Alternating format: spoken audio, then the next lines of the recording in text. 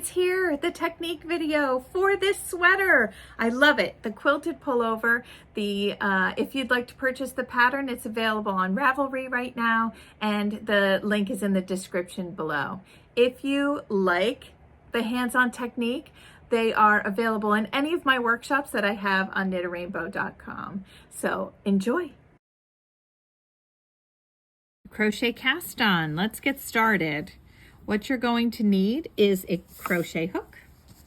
You're going to need the needles that you're going to be knitting, and the crochet hook shouldn't be too much larger than your knitting needle. It also should not be smaller. So here we have some yarn. We're going to start with a slip knot on our crochet hook. We're then going to take our knitting needle and hold it behind the crochet hook. Take the working end of the yarn, which I like to have coming over the right side here, and we're going to wrap it underneath the knitting needle, and we're going to grab that hook and pull it through the slip knot. We have one on our needle. Work the second one. Third, we're just bringing our yarn underneath the knitting needle and pulling it through the loop that's on the crochet hook. Now, the great thing about this is twofold. One, and I'll show you that the cast on edge is going to look exactly like your bind off.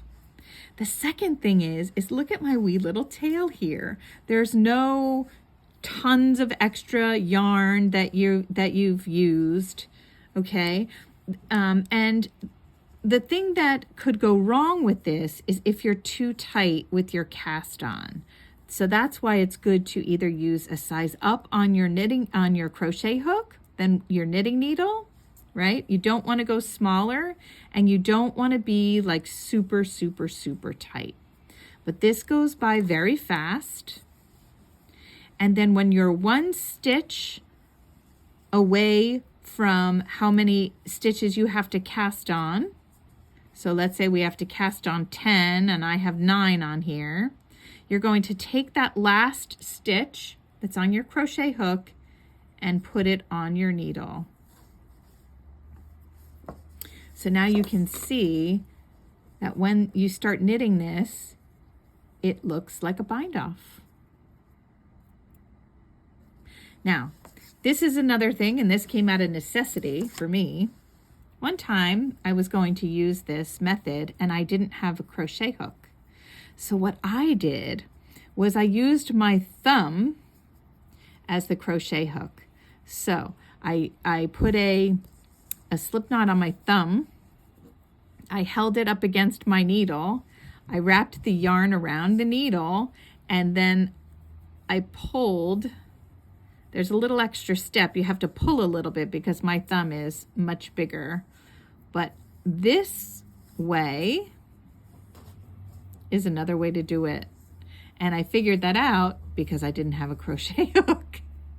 So it's the same concept. Your thumb is actually acting as the crochet hook, and I'm pulling it over and then pulling it. And you can see that it looks like a bind off, but you just use your thumb.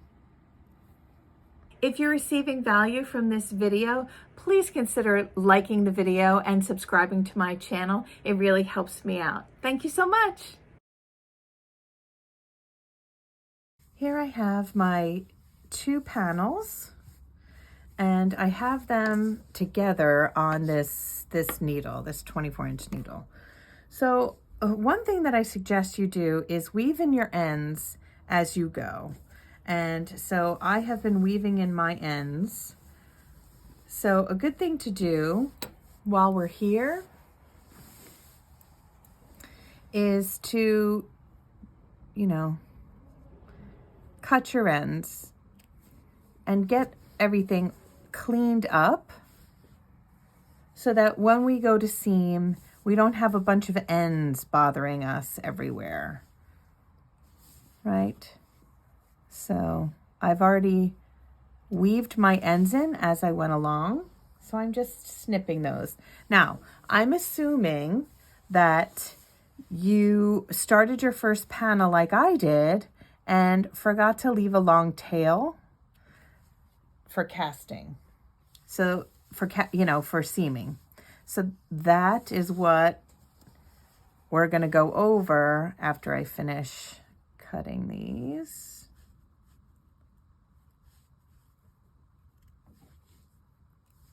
Okay. And then I'll go ahead and do these the next time. So I have my needle threaded with my yarn. And we're going to come over here. See, I got smart and started doing it. We're going to come over here. And I want you to look at your stitches, at the side of your stitches, okay? And here they are. This is the first stitch, okay? And what I want you to notice when you're looking on the wrong side or the purl side, you're going to notice that the way stitches are made in stockinette is there is a longer looking stitch and then a shorter looking stitch. Longer looking stitch and a shorter looking stitch. So when you're looking at the half part of the stitch, let's turn this over and look at it. What you're going to see is the long part of the stitch, of a stitch, a short stitch, a long stitch, and a short stitch. Long, short, long. The way this technique works is we're going to only be working in the long ends. So it's going to be every other row we're going to be working into. So let's get started. I'm going to go to the bottom here of my crochet cast on. This is my slip knot right here, and here's my first stitch. So I'm going to skip the slip knot and pull my yarn up through that first stitch, leaving a tail to weave in. I'm going to go to my second piece. Now I'm working with the right sides facing, and I'm going to find that last stitch with the crochet cast on, right? And we're going to come up that one as well.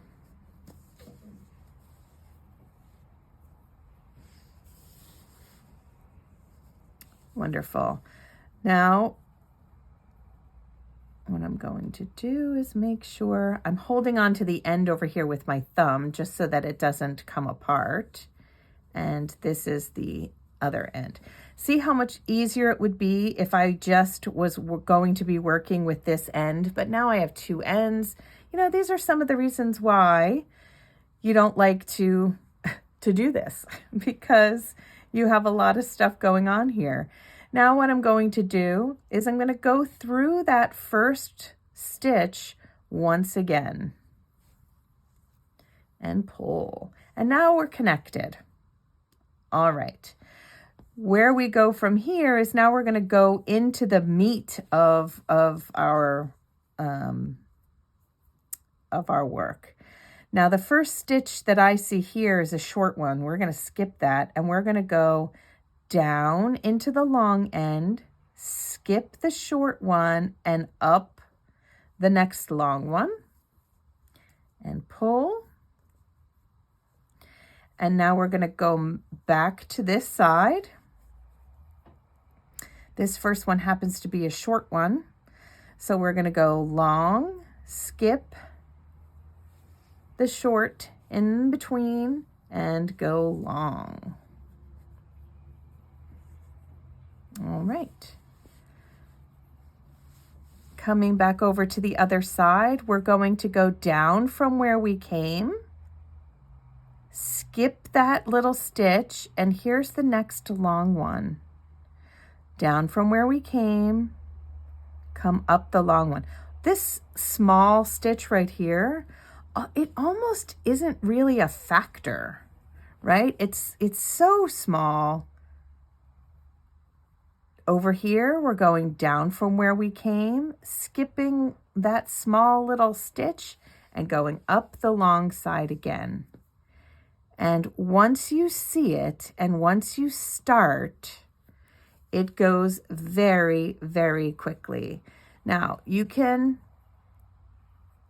steam these pieces so that they lay flat, a little flatter for you if you'd like. But I actually, when I'm not sitting with my arms, over to try to be in the right position, and I have this on my lap, it goes very, very quickly. So we're going, and if you want to keep it like this, you can easily go into the next one and then up. Down from where you came, skip one, which you're not going to want to go up in there. It doesn't give you that nice big spot to go into. All right, and then you just zip them closed. I like when I'm working with a long section like this, I like to pull it as I go.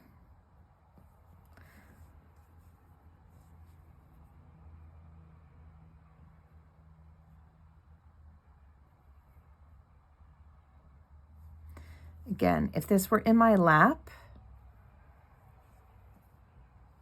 and I wasn't trying to film it, it would look a little bit smoother.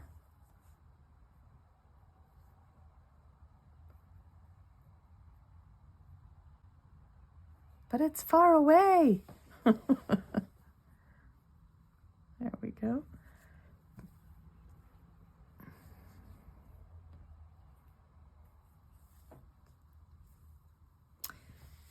And we're going to continue this all the way up.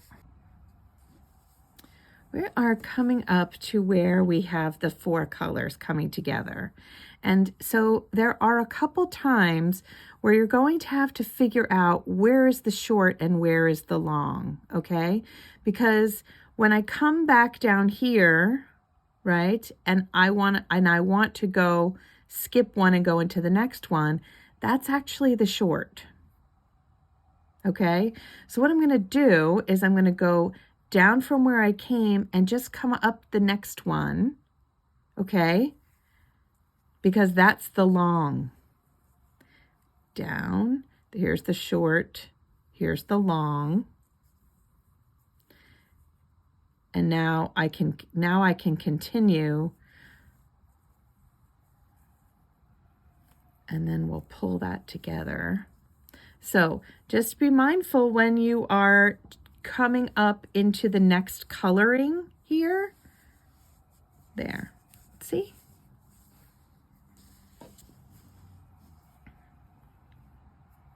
Just be mindful when you're coming up to the next coloring that you might have stopped on a different row. You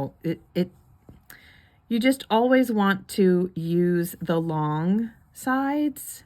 And if it's not in perfect sync, then get it in perfect sync. I hope that made sense. Really, if you have any questions, please put them in the comments for me and I'm happy to answer them. But I actually find this incredibly relaxing to do. And until, everything that you do, that you're first learning, you're going to give yourself grace and you're going to, you're going to be a pro by the end of this project, friends, but you're going to give yourself grace and you're going to say, I'm going to get better at this. I'm going to get better at this. This is a new technique for me. I'm going to practice. This is my practice and I'm going to have something pretty with it after. Now let's look at what it looks like. It's just this very thin seam.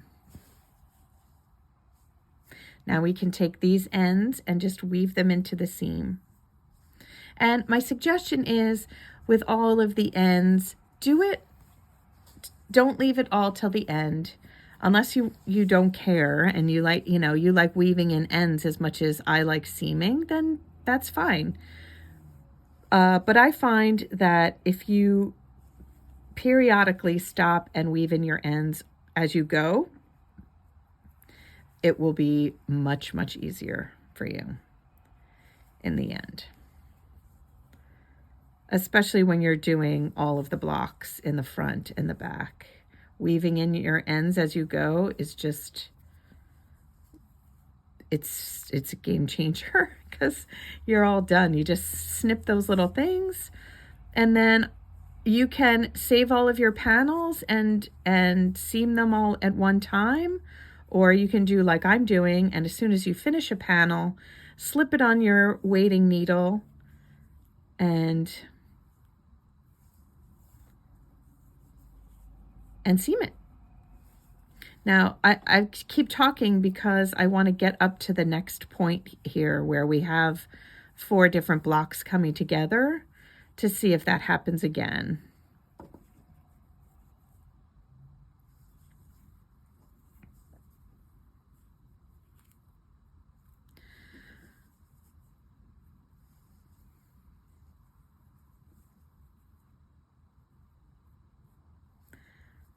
So we're at the top. I'm continuing in rhythm on this side. And over here, down, let's look here.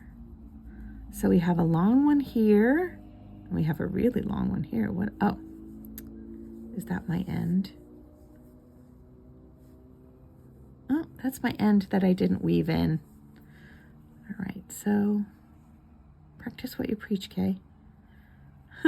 So we're gonna go down here, we're gonna skip this one, and this is the long one. Oh, I'm glad that kind of happened so that you could see how I am troubleshooting. I'm gonna have to go back in and weave that little sucker in. There we go.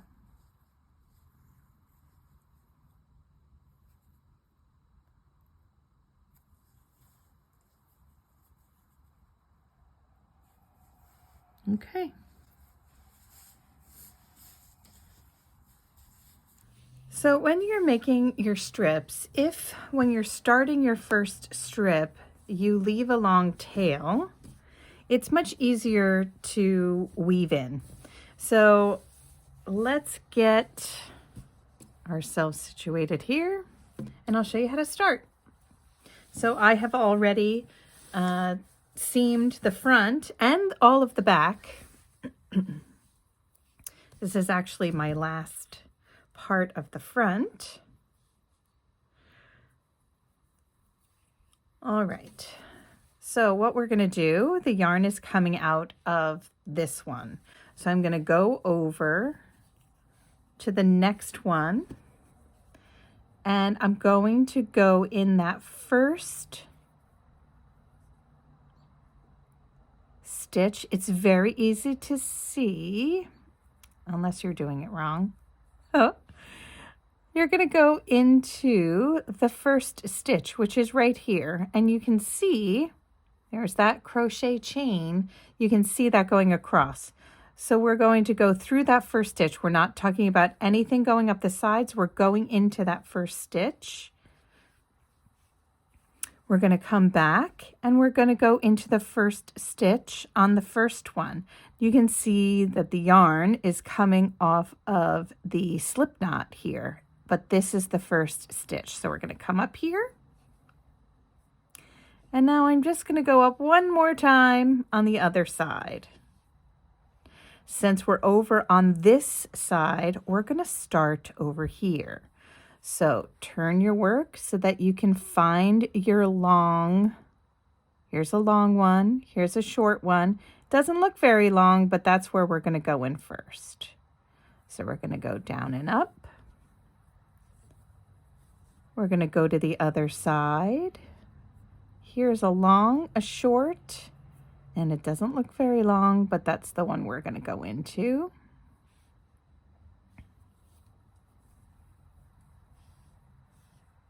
Go back from where you came and come up. Now you all are really good at this. I've had a couple questions that came through the comments, and the questions were that you like this, you like the way this looks, and is it strong enough for a sweater? And the answer is yes, it is strong enough for a sweater. I have used this technique for every single sweater that I seam. I'm actually wearing one. This is another sweater that I'm wearing that is fingering weight. I have a sweater here that is sport weight. It's very thick. It has color work on the top. This is the Alpine or Winter Alpine or Winter whatever it is by Caitlin Hunter, and I'm going to show you. Here's the seam. So yes, I do use it on all of my sweaters, and I've never had a problem with the seam. On the first one of these that I've done, that's on the pattern, I have worn it at least 15 times because I love the way it looks. I love the way that it feels, and I've had absolutely no problems. So again, we're going to continue to seam, which I find extremely, well, that took too long to say. I find seaming extremely satisfying and I actually save it to do at night when I don't have to think and I'm watching television with my husband or watching another show. I actually save it. And there we have it. So that's how you seam when you leave a long tail in the beginning and you keep going.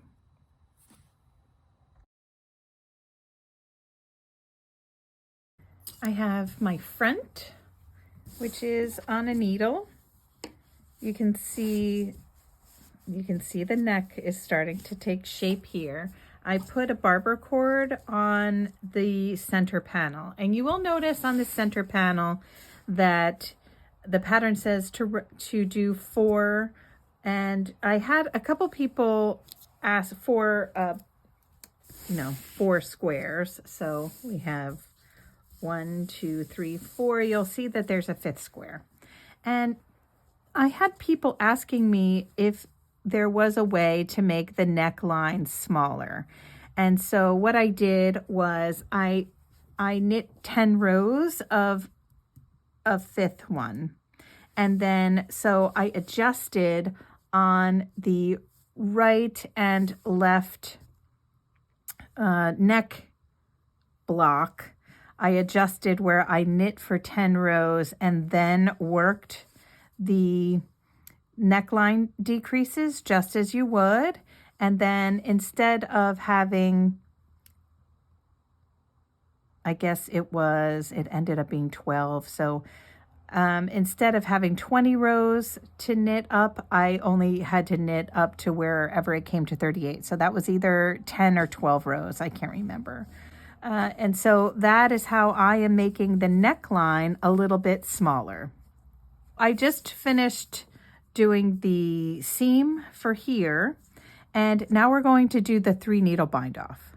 So what you're going to need are actually 3 needles. So I'm going to leave this on here, and here is the back, excuse me. So the back looks exactly the same, except there is no neck shaping. So here is the back, and these are all of the colors in exactly the order that we opened them.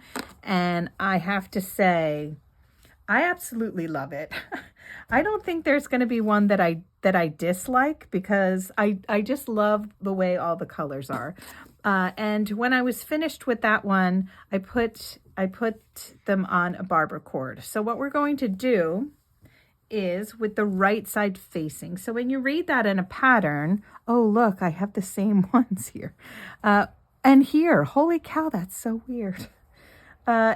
So when you read that in the pattern, what that means is the right side or the public facing side, they're together. So actually the wrong side is facing you. So here is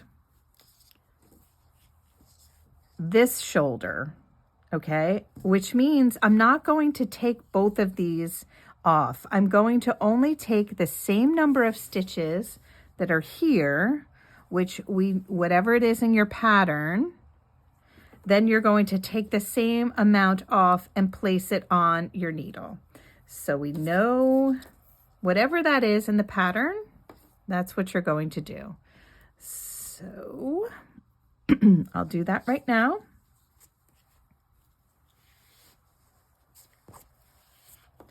These barber cords make very quick work of this.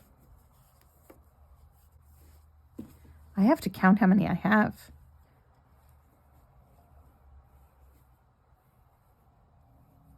"24. So 2, 4, 6. All right.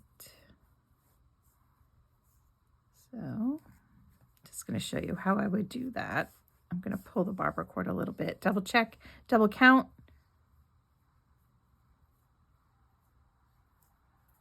Okay. And now this can stay right like that. And now we have the same number of stitches for both the front and the back. All right.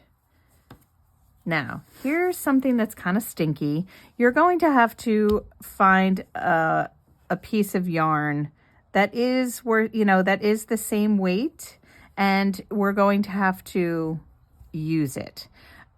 If I were thinking ahead of time, I would have left my tails much, much longer on either the front or the back so that I could have used them. Now, do you want to start from the neck to the shoulder or the shoulder to the neck? Guess what? That's up to you. Ooh. Again, knitter's choice. What would determine it for me is if I had a long enough yarn here, I would go this way. And if I had a long enough yarn here, I would go this way. But usually when I'm thinking about it, I usually leave a long tail at the, toward the shoulder. So I usually go shoulder in. So I am all set up here, and I am using the other end of my needle. Sometimes I like to use just a completely separate needle, a double pointed needle, a straight needle, another needle, but you really want that needle to be the same size. So this is done on 4s, so you're going to want that needle to be a size 4. You don't want it to be an 8 or a 10. If it's a 5, then that's cool, but I just wouldn't do it. I wouldn't use, this looks like a 6. It looks a lot thicker. So I'm going to use this needle. I'm going to leave an end so that I can weave that in. And we're going to insert our needle into the front, just like we're normally knitting, into the first stitch on the front needle, the first stitch on the back needle, and we're going to knit it and take both of those off.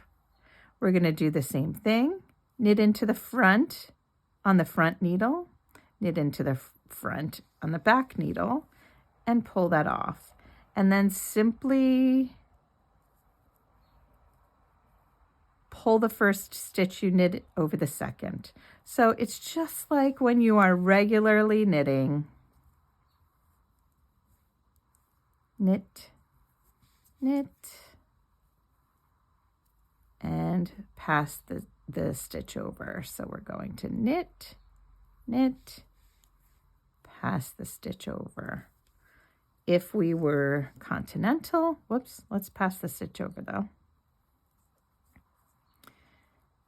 Knit, pass the stitch over, knit, pass the stitch over. You don't want to be really, really tight, but you don't want to be loosey-goosey either, because this is the shoulder. This, you want this to have structure. You want it, you don't want to have a death grip on it, but you also don't want it to be super loose. Now you see how I'm using that front needle to pull it over? Knitter's choice, however you want to do that. But this is a 3 needle bind off. So you're using 3 needles and you're binding off. So it's just knitting 2 stitches, one on the front needle, one on the back needle, and knitting them together. Making sure I'm going to do it the way that I knit so that it's the tension that I want it to be. I saw I was getting a little loosey-goosey as I was telling all of you not to be loosey-goosey. Look how pretty this purple yarn looks with this. And that's, I have to say, I really loved seeing all the yarns come together. And when I was doing the front, I was thinking, I put all the yarns that I didn't really think would go, but they're on the back. And you know what? It didn't look as pretty until I put the green back in and, put this pretty blue back in, or the red. It looks so gorgeous. So I used all 25 colors on the back in the sequence that we opened them. And then on the front, I just changed the sequence around.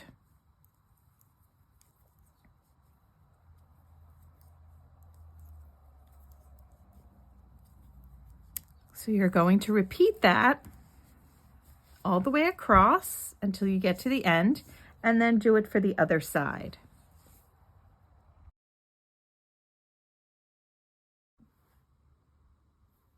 I'm almost finished here. Here we have the front. You can see the front neck is right here. We have to pick up those stitches. The back neck stitches are being held by a very long barber cord here. And the front neck stitches are held by another barber cord. Then we have our sleeves, our shoulders. And here is the first sleeve that has been completed, and it is also being held by a barber cord. What I wanted to talk about, this might be something that might not be obvious in the pattern, is that however wide these are and tall, I had to change things up a little bit on the sleeve blocks. They look similar, but they're different numbers. And that is because your row stitches are different than the width of your stitches. So that is why the numbers are different when you're picking up along the edge here. We're going to do that in a minute. So however many rows you have here, you have less stitches to pick up. So we have to do a little bit of finagling to get that done. So we are going to pick up these stitches. Now, the one thing that I'm getting questions on is there are 4 sets here. Okay, so we have 2 sets that are whatever your instructions are. It's just 2 blocks. And where those go is up at the top of your shoulder. Then we have these 4 blocks, 2 each, and you're going to knit for a little bit if you're on a larger size, and then you're going to start doing the decreases. So you can see here, we've knit for 10 rows or so, and then we have started the decreases. All right. And you have to remember in the pattern, wherever it says, to make sure that you switch over to a different color. So how do we pick up stitches? Now this one looks all nice. We do have some ends to work in, but That's okay. Everything is seamed up. And now I'm going to show you what it looks like on my knitting needle. Looks kind of funny. So you can see I've done the front here. I've done the 2 center panels because I don't really have to think about it. And then this one has picked up stitches, and then I've done the decreases. So you can see how that changes. Right? We're decreasing whatever the pattern says. Now, I laid this out as I was looking at it, and I thought, ooh, do I like the way that looks? And the answer is, yeah, I do. If I were doing it again, I would probably switch.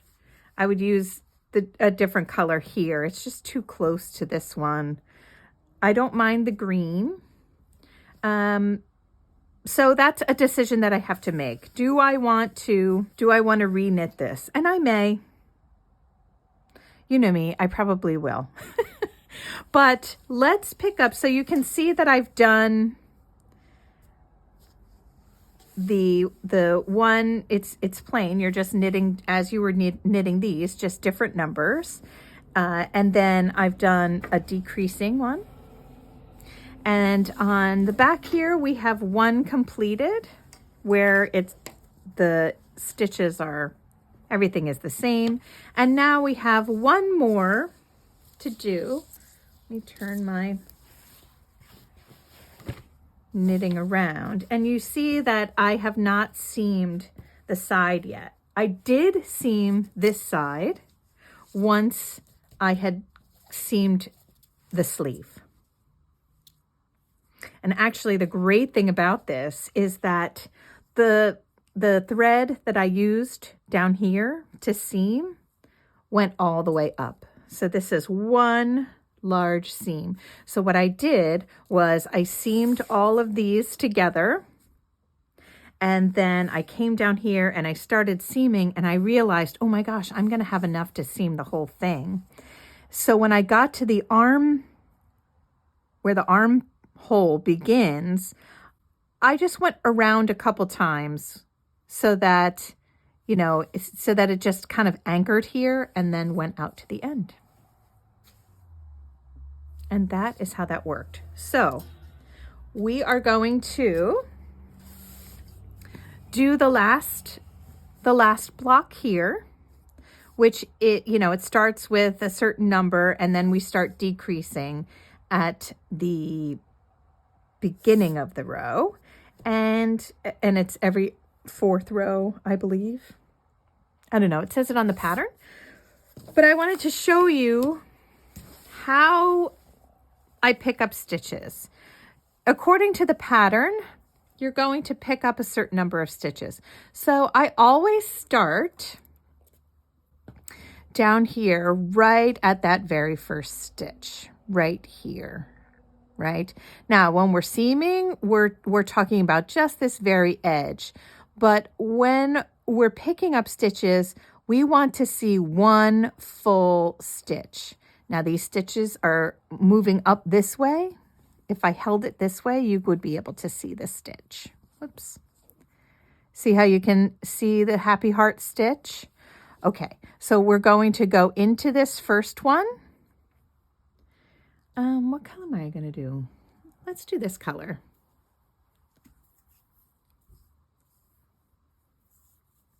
And I'm going to pull up a loop. And then I'm going to go into the next one.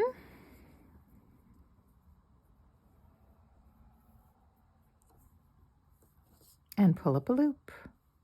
And go into the next one and pull up a loop. And then I'm going to skip one. And so I'm going to simply go into that row, making sure that I keep the row the way it's supposed to be, right? So I don't, if I dive down under here, I'm not paying attention. Let me show you what it'll look like. That's when it kind of moves all over the place.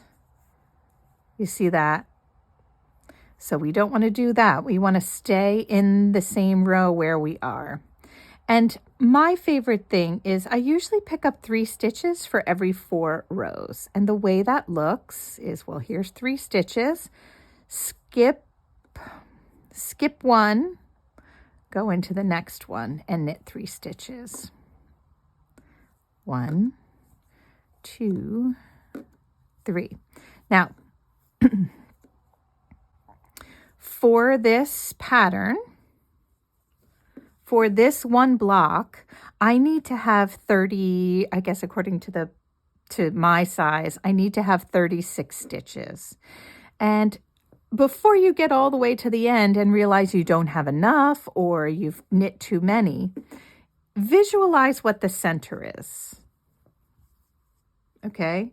Or you can stick a stitch marker into the center stitch, which is right here. And I know that 36 divided by 2 is 16 stitches. So by the time I get to here, which doesn't take me very long at all, I want to make sure that I have 36 stitches. I want to make sure that I have 16 stitches. So 3, 6, 9, skip 1, 10, 11, 12, skip 1, 13, 14, 15, skip 1, 16. So I am right on target when I'm doing the pick up 3, skip 1. I'm going to it's going to work out. So let's do it right now. 3, 6, 9,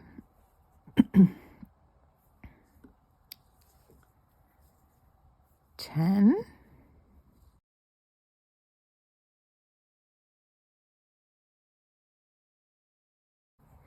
now, I got to 24, and I'm running out of space here. So I'm counting how many stitches I have left. 24, 25, 26, 27, 28, 29, 30, 31, and I need 32. So what I'm going to do is I'm going to back these 3 out, and I'm going to knit in every one of these stitches, and that will give me 32. So let's count. 1, 2, 3, 4, 5, 6, 7 threes is 21. Now I'm going to count every stitch. 22, 23, 24, 25, 26, 27, 28, 29, 30, 31, 32. So that's how I do it. There is a mathematical way that I can show you, but I really think that looking at your knitting and reading your knitting, figuring it out. Now, is there going to be an issue because there's more stitches? No, there isn't. And you won't even be able to tell. So we're going to go across every single one.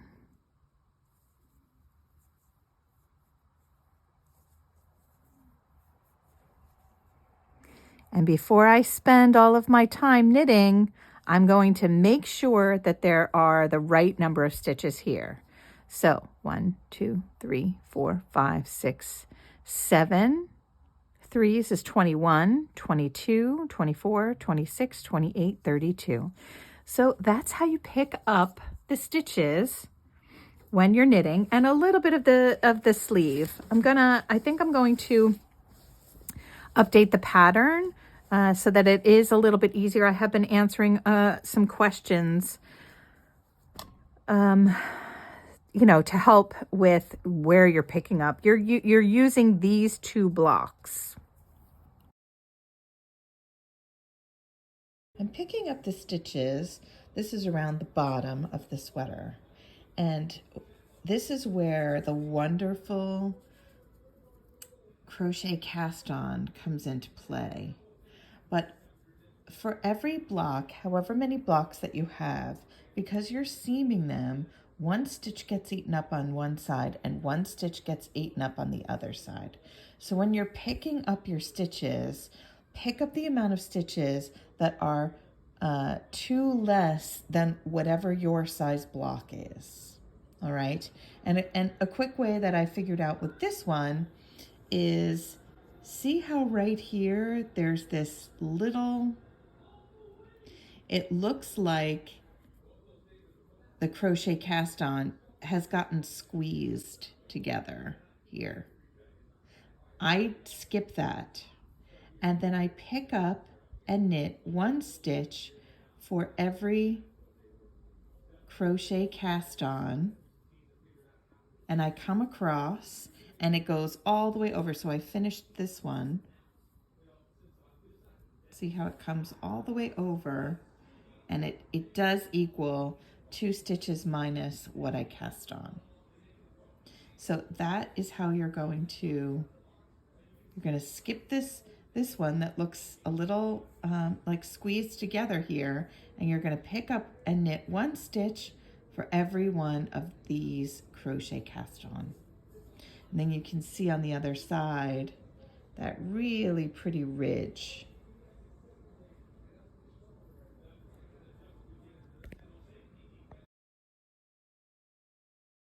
We are down to the last bit, and that is picking up these stitches for the neck. And what I did here is I made this neck a little bit smaller than the original. I did that because the neck was kind of falling off some people when I saw their finished products. So I wanted to just change the pattern a little bit. So I did knit this little extra bit here. So there are 4, and then here's the 5th one. And so I had to change that over here as well. But you can see I have my barber cords that are holding the back neck and the front. And oh, let me just show you. So I picked this really dark espresso brown color that I had in my stash, and I think that's going to look really well. So you can see that the cuffs are done, and also the bottom. Now here's another little tip. This is sport weight yarn, and this is obviously fingering weight. So what I did, because the weights are different, is that instead of using a size 3 needle for my collar, cuffs, and hem, I'm actually using a size 2 needle. And what that's going to do is it's going to create the same size stitches if I were using fingering weight yarn and the size 3 needle. Another thing it would do is if you wanted, see how, I don't know if I can, see how this is pulling in here and it's pulling in the cuffs a little bit. So what that does is, because I'm using bigger yarn and smaller needles, is it's creating that little you know, it's smaller needles, so the yarn is going to come in, and it's just creating that. I think it looks really pretty. Whereas on my other one, it's smooth like this. Okay, so I like that on this one as well. You could also, if you wanted your cuffs to pull in, you could use fingering weight yarn with a size 2 needle if you had it, right? Another thing is, if you've already knit your sweater and you don't have this little extra piece to bring in the neck, you could use a size 2 needle with fingering, and that would naturally bring in the neck a little bit, so it wouldn't be so wide. All right, so let's get started. What I like to do is pick up my stitches first. So I'm going to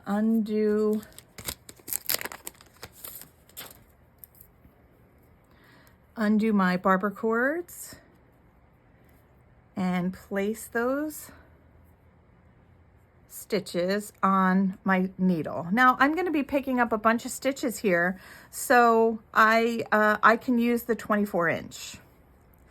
I have to say 24 inches really is my absolute favorite needle. And then here,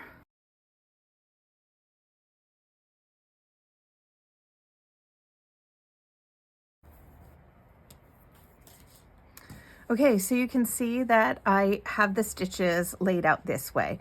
And that's because I want to start knitting across here. Another little tip I wanted to share with you that I was doing late at night, so I didn't film it, is when you're doing ribbing, this is a 2x2 ribbing, when you're doing that, the first round that you do with with the smaller needle, right? So this was knit on a size 4 needle, and now we're going to size 2. And the way that you don't get that round of like really big stitches is to knit that first round plain knitting in with your new needles and your new yarn. And that even if this was all the same color and I was switching from a size 4 needle to a size 2 needle, the first round of knitting of the ribbing I would do is I would change to a size 2 needle and knit 1 round. Then I would start the knit 2, purl 2. So for this first round, I'm going to be picking up and knitting. So I'm going to knit across here. I'm going to pick up and knit along the side here, knit across, and pick up and knit up to here. I'm going to do that as 1 row. Then I'm going to knit the same number of stitches, same number of rounds in the knit 2, purl 2. And I'll show you how I calculate and make sure that I'm going to have the right number of stitches for the knit 2, purl 2. So you're going to need a multiple of 4 stitches. So let's figure it out. I'm going to join my yarn here. Another way you could do it is you could start all the way over here, come down, and work your way that way. It really, as always, knitter's choice. So we're going to knit across using our smaller needles and our new yarn.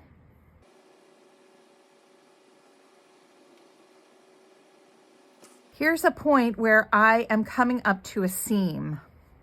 And with the seam stitches, and that's on the sleeves, on the bottom, every time you come up to a seam stitch, or every time you come up to the seam, you want to get rid of these 2 stitches that were the seam stitch allowance. And the way that you do that is when you have 2 stitches left, you simply knit those 2 together, and then you knit the next 2 together. Then you won't have a funny buckling.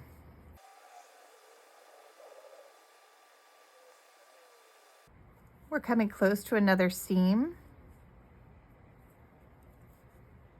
So I'm going to knit those 2 together and knit the next 2 together.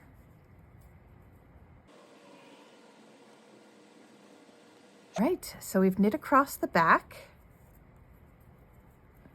And now we have the task of picking up and knitting stitches around here.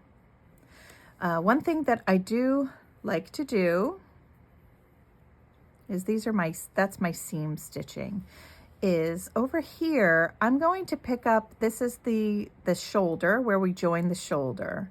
So I want to close this big, huge gap here. And so I see this is just the separation between the 2 stitches because, they've been held on for a while here. And so I'm going to see, you see this little stitch right here? It's a nice tight stitch together. I'm gonna pick up and knit into that stitch. See how it closed it up? Very, very nicely. I'm also going to go into where the 3 needle bind off was. I'm gonna go in there as well.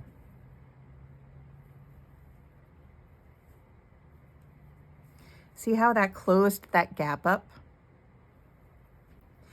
Now, we did some knitting where it was, however many rows was in the pattern. So you're going to find that edge stitch and we're going to go 1 stitch in from there. And I like to pick up 3 stitches for every 4 rows. So 1, 2, 3. Wait a second. See, even I have to do it a couple times. We're going to go here. 1, 2, 3. Skip 1. 1, 2, 3, skip 1 row, 1, 2, and now we're actually where we have the decreases. So I'm going to go 3. I'm actually going to do the same. I'm going to knit 3 stitches for every 4 rows. 1, 2, 3, skip 1, 1, 2, 3. And I like the way you can use the decreases. You can use that as a guide as well. And we're coming up, skip that one. 1, 2, 3, skip 1, 1, 2. Okay, now we're at that part where we have we bound off. So I'm going to go into those stitches just like I did the bottom hem. 1, 2, 3.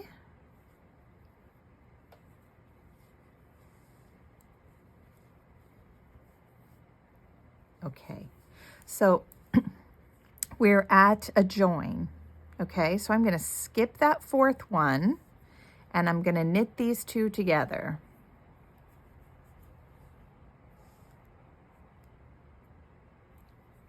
And I'm going to knit across. Before I completely knit across, I'm going to count how many stitches I picked up because I want to mimic the same thing on the other side. So I picked up 1, 2, 4, 6, 8, 10, 12, 14, 16, 18, 20, 22, 24. I picked up 25 stitches along here. So I'm going to do the same exact thing over here. Mimicking what we did on the other side.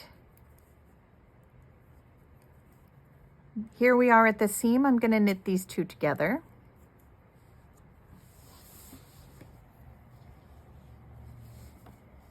I'm going to skip that first one and I'm going to knit 3. 1, 2, and 3.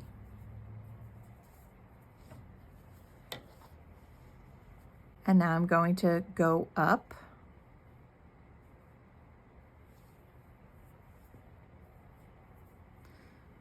One, 2, 3. So now in this case, I'm going to be counting them. So that's 6, skip. 7, 8, 9, skip. 10, 11, 12, skip. 13, 14, 15, skip. 16, 17, 18, skip. 19, 20. Oh, I split. 20. 21. Skip. 22. 23. We're coming close here.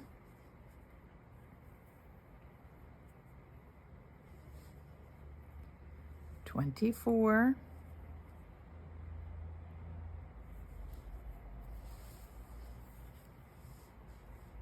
And then to close this gap, I'm going to find this little stitch right here. 25. Wonderful. Now I'm going to stop and take stock of how many stitches I have and make sure that it is a multiple of 4.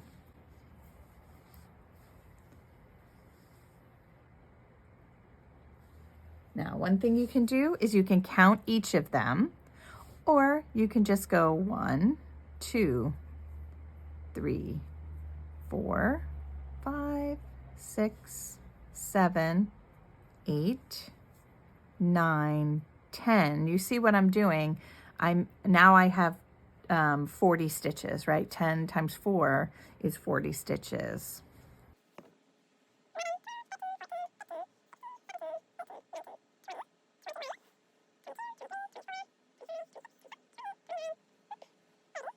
$32, $33, $34, 35. I actually have a multiple of 4. I have 35 times 4, which is 30 times 4 is 120. I have 150 stitches here. So now I know, if I can find it, I had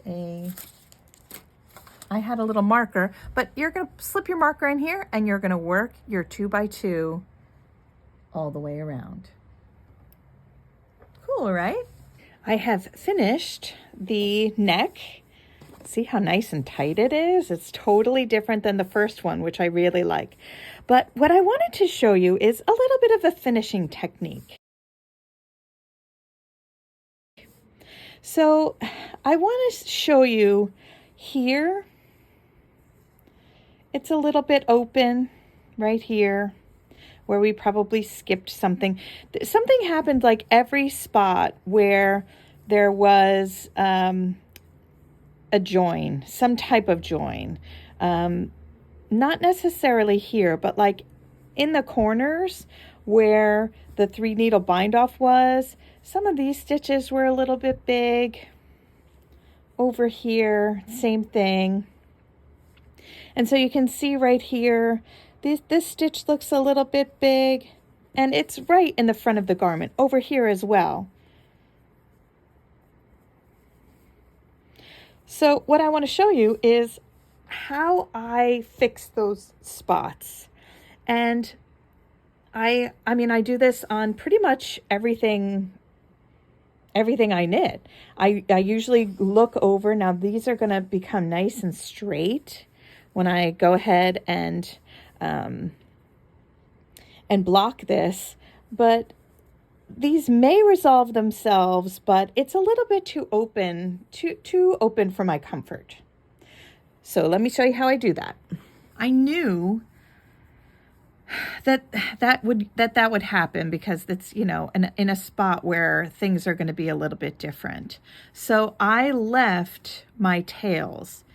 This is the end of this block, and this longer yarn is from my seaming. Okay, so what I'm going to do is take the longer one and I'm going to go ahead and fix what I want to fix. So let's see. When I look at it from the wrong side, I see that there's a big hole here, right? I want to close that up. When I look from the right side, you see there's this hole here. And that's kind of what happened by the 3 needle bind off as well. So what I want to do is make sure that this gets closed up. So I'm just going to come up here. I'm going to come around here.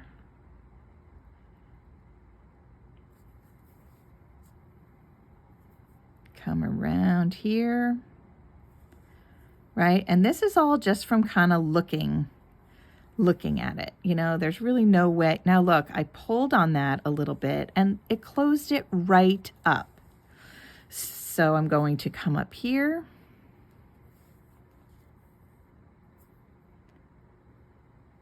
All right, so now I'm back to the beginning here. And everything looks closed up and really very, very nice.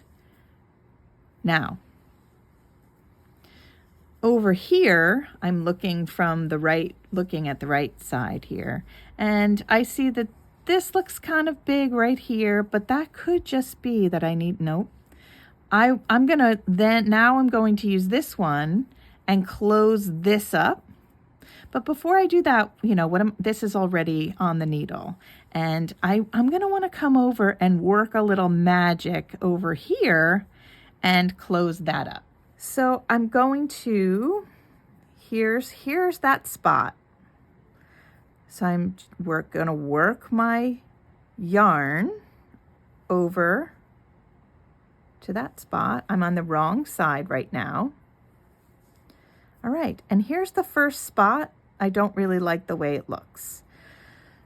So the theory is to just go around the stitches and close it up a little. So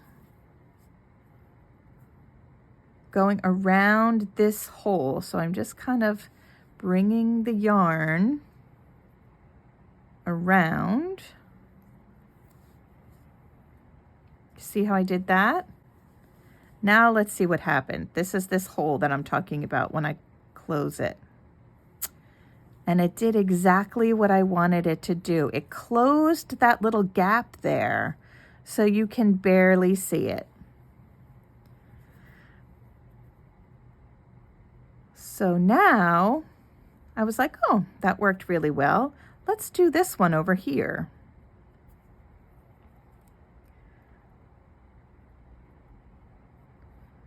So I'm just gonna go like this.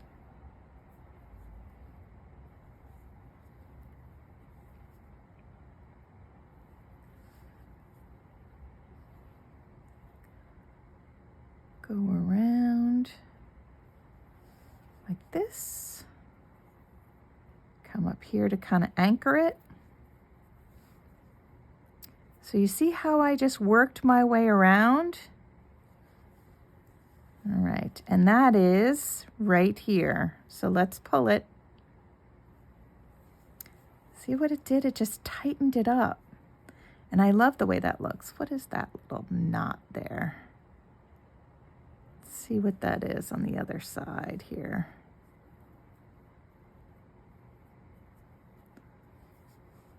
I don't know. That's okay. That'll be my own little special thing. So I kind of like the way that looks. I'm going to take it one step further and I'm going to fix this one right here.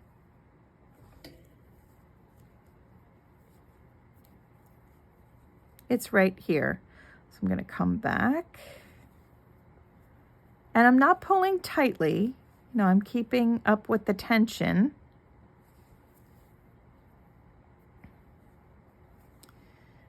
And it's right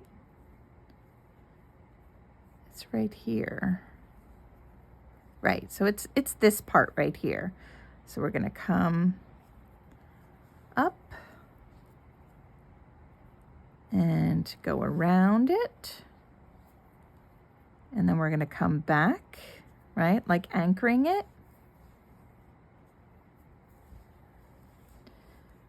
It's this one right here. Let's see what happens.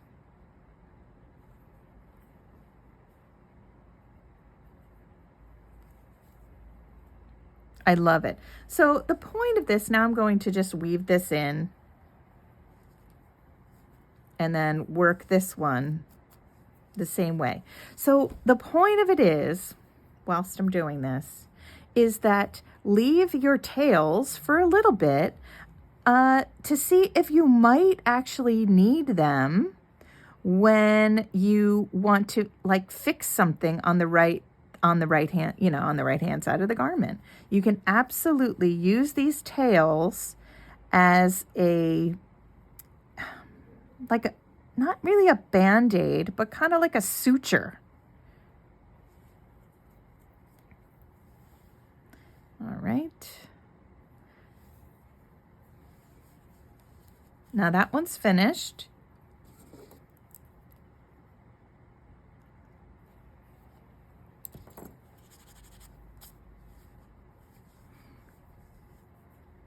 And now on this side, I just want to show you, see that one looks a little bit big to me right there. So we're going to close that one up. And while we're closing it up, we're also going to be weaving in our end. So I'm going to bring the yarn. So this is the spot right here. So I'm just going to bring, the yarn is coming down this way. So I know that I can just bring it up and around.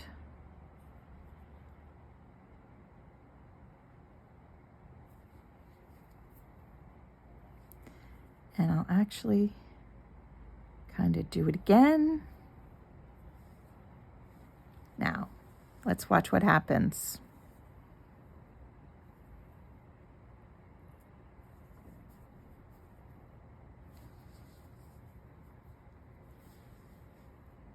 It went away. So now I love the way this looks now. It just looks so much neater to me. And once it is blocked, it's going to look even better. So I will do that on the other side here. If I see something that I want to close up, I'll come over here and just work this corner right here. That's what I'm going to do. And then I'm going to block this baby and it's going to be all done. Happy knitting!